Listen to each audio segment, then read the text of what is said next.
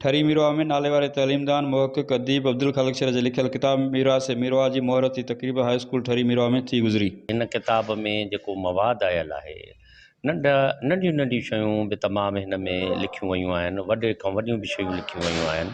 मीरास मीरवा किताब ते मां 66 माण्हुनि खां इंटरव्यू वरिता जे किताब में शामिल आहिनि ऐं उन्हनि खे 11 अकाबरनि जेको आहे सो प्रूफ रीडिंग कई, पोइ बि कुझु ग़लतियूं प्रूफ में या कोताहियूं रहिजी आहिनि। त ही किताब बाशऊर माण्हुनि इल्म ऐं अदब दोस्त जा जेकी अदब जा शागिर्द दानिशमंदीअ ॾे वधनि था पिया, उन्हनि जे लाइ मशाल राह। अॼु जी जेका मोहरती तक़रीब हुई मीरा से मीरवा, बहितरीनु कोशिशि हुन कई आहे।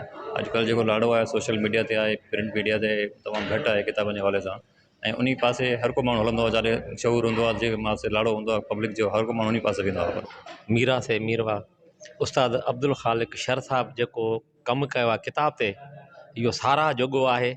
ऐं साईं तमामु हिन में तालीमी इदारनि में जेको असां रहूं था पिया, असांखे पूरे तालुके जे तालीमनि जी मालूमात इदारनि जी मिली आहे। इलाइक़े जे क़ौमुनि जन जा नाला नाथूं ज़ातियुनि जा मल पलवान आहिनि, सकाफ़ती ॻाल्हियूं आहिनि त या इदारा आहिनि, तालीमी इदारा आहिनि, उन्हनि जे बारे में साईं वॾो अहसान कयो आहे क़ौमुनि ते।